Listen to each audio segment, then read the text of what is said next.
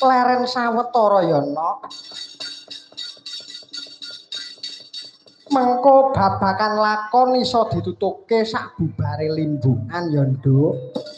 Heeh Mas. Ning sing baku sing luwih wigati aku karo kowe anakku limbuk ngaturake apa to wigatine.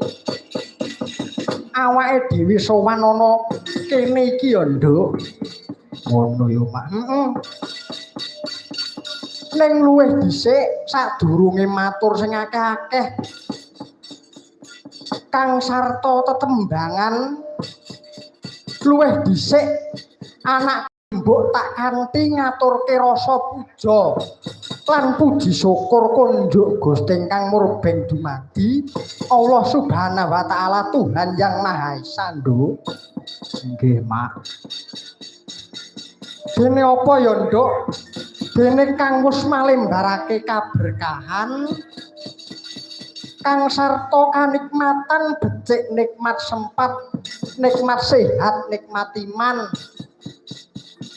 mokal tanpa berkah lan nikmate pangeran aku kowe sak rombongan bisa manunggal sarta tetunggalan lono acara bengi iki kok nduk. Nggih Mak nggih. Ngestokake dawuhmu Mak.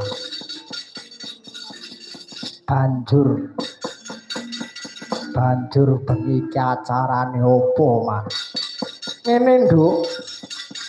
Acarane bengi iki tidak lain dan tidak bukan ya kuwi wiyosan keluarga Mas Abdul Latif Dogol atau Mas Dogol. Wiyosan utawa suran nduk. Wiyosan utawa suran. Bengi iki wiyosane Mas Abdul Latif lan suran keluargane Mas Abdul Latif. Mas Abdul Latif. Heeh, Mas Abdul Latif Dogol. Akeh sing berkahi rawuh ya Mak. Nduk, akeh sing berkahi rawuh. Derek ndedonga marang kajate Mas Abdul Latif nduk. Mak. Aku tansah ndedonga Mas Abdul Latif sekeluarga tansah pinaringan kelancaran bab opo wae nduk. Lancar babakan usaha, lancar babakan tetaneman lan lancar babakan opo wae sing bakal digayuh Mas Latif. Ngono ya Mak. Lan uga aku ndedonga Mas Latif sekeluarga tansah pinaringan kesehatan nduk Allahumma. Amin ya robbal alamin Mak. Panjenengane iki dasare duwe alat dhewe tur srawunge uga becik. Mula nanggap wayang ora bingung.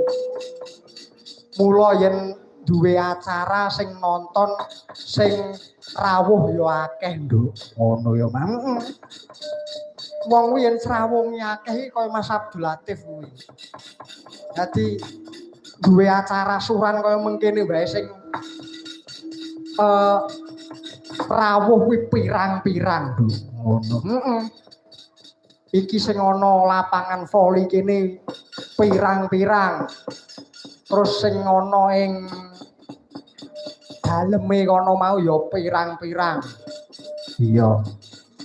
Mau do ngantri ning kamar mandi.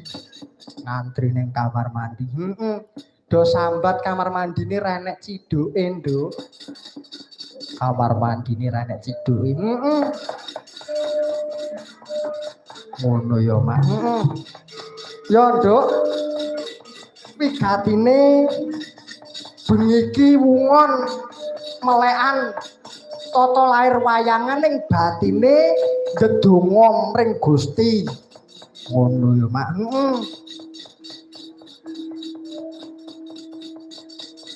Hasbuna Allah wa ni'mal